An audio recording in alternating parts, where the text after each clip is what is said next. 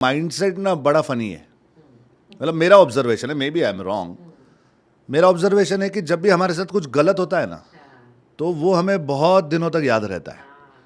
लेकिन जैसे you get motivated at times कि नहीं मुझे करना है, हमारे अंदर एनर्जी आ जाती है, वो ना स्वेट की तरह निकल जाता है बॉडी से। It does not stay, it does not stay. और इसीलिए शायद प्रोक्रास्टिनेट करता रहता है आदमी। सो ऐसा कुछ होना चाहिए, ऐसी कोई टेक्निक होनी चाहिए कि you can work on your mindset. Can we work on our mindset? Absolutely, absolutely you can. So ये इंसान की हमारी ये हैबिट है कि हम लोग हमेशा पेन से दूर भाग रहे हैं और प्लेजर के पास जा रहे हैं हमेशा। प्रोकास्टिनेशन क्या है? प्रोकास्टिनेशन ये है कि ऐसा नहीं मैंने करना नहीं है, बस ये है कि मैं कल करेंगे, मंडे करेंगे, मंडे करेंगे, मंडे करेंगे। क्यों? क्योंकि उस टाइम पे जब आप उसको करने वाले हो, उसकी पेन आपकी उसको करने के बाद के प्लेजर से ज़्यादा है। तो जैसे एक्सरसाइज का है, मुझे एक्सरसाइज करना है क्योंकि मुझे 90 डेज़ के बाद सो एंड सो दिखना है। अब एक और बहुत बड़ा इंपॉर्टेंट फैक्टर जो आज के टाइम में चल रहा है, we are victim of instant gratification. हम आज इस टाइम पे जी रहे हैं जहाँ पे मसल बिल्ड करना सबसे मुश्किल हुआ है। क्यों? हर चीज़ is available at the click. मुझे खाना ऑर्डर करना है 30 मिनट में आ जाएगा, मुझे कोक चाहिए स्विगी इंस्टामार्ट 7 मिनट्स में आ जाएगी। So we victim of we want every entertainment. पहले याद है 9 बजे महाभारत होता था, एक हफ्ता वेट करते थे, अरे क्या होना था। ट्रू, तो एक ट्रू, पेशेंस बनी थी। तो अभी हमारा बिल्कुल ऐसे फटाक फटाक हमको सब कुछ चाहिए, because of which what has started to happen is, अगर हम लोग कोई गोल बना रहे हैं कि मुझे 90 डेज़ में चाहिए या 1 महीने में चाहिए या 1 ईयर में चाहिए, हमारा उसका जो प्लेजर है वो बहुत डिलेड है। और हमारा अभी का क्या पेन है, अभी तो करना पड़ेगा। तो जैसे ही वो पेन हमें ज़्यादा लगती है और हमें अपना प्लेजर नहीं दिखता है, हम लोग कहते हैं चलो प्रोकास्टिनेट करते हैं। उसके लिए सबसे इम्पॉर्टेंट टेक्निक है कि every single day writing down your desire and writing down the 10 benefits you will have in your life if that desire becomes the reality of life, of your why. Why Because you're when the doing why is clear, the how will appear. And also when the vision is clear, जैसे तुम्हें दिख रहा है 90 दिन बाद मैं कहाँ आने वाला है, when your vision is clear, obstacles do disappear and absolutely disappear. So वो remind कराना भी वायरिंग ही है। हम लोग कॉन्शियसली नहीं काम कर रहे, हम सबकॉन्शियसली कर रहे हैं। सबकॉन्शियसली अरे छोड़ ना, अभी खा ले, देखे जाके 90 दिन बाद। पर हम लोगों को क्या देखना है कि हमें उस सबकॉन्शियस को वायर करना है, विच इज़ एन एलिफेंट। उसको रोज़ वायर करना है कि मेरे बेनिफिट्स क्या है, मेरे बेनिफिट्स क्या है, मेरे बेनिफिट्स क्या है। और उसमें मैं एक बहुत पावरफुल और ब्यूटीफुल क्वेश्चन देती हूँ जो मैंने खुद अपने आप से 4 साल बार बार पूछा। Every single time I said आज नहीं, आज मन नहीं कर रहा, आज सेशन नहीं करते हैं। जो मैंने एक क्वेश्चन पूछा अपने आप से, Shruti, what is the price you are ready to pay today?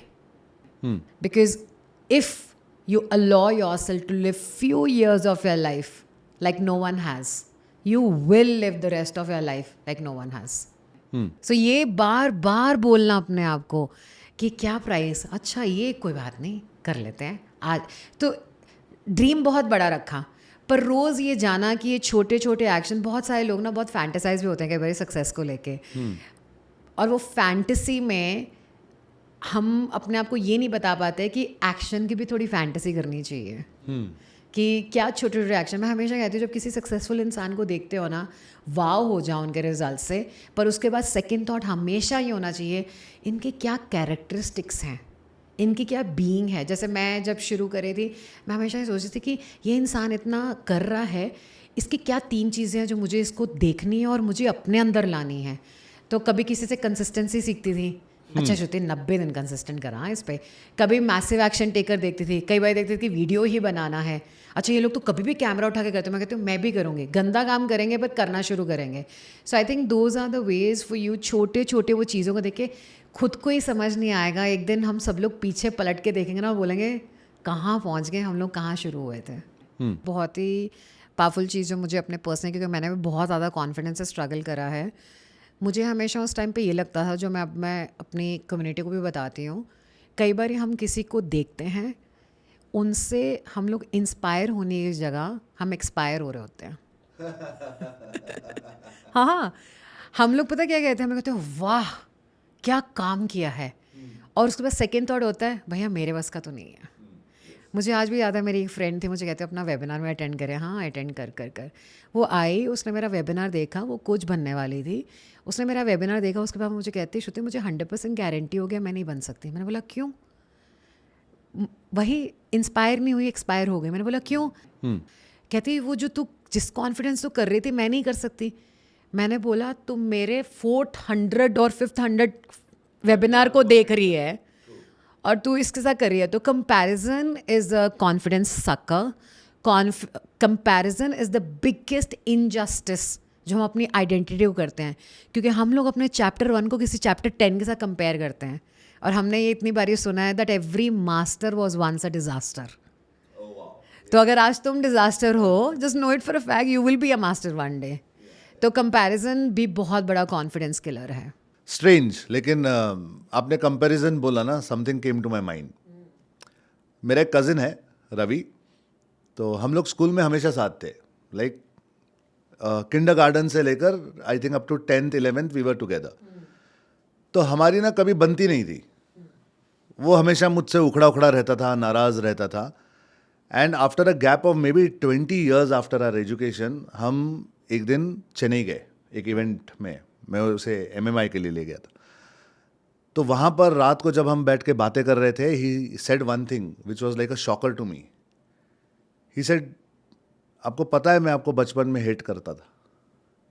And I was like why?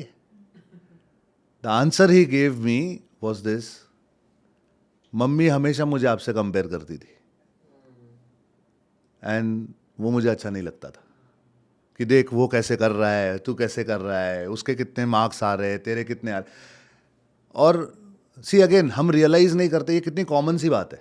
हम अपने बच्चों को बोलते हैं देख उसे देख वो कैसा कर रहा है, तू नहीं कर रहा है। पर उस बच्चे के साथ क्या हो रहा है?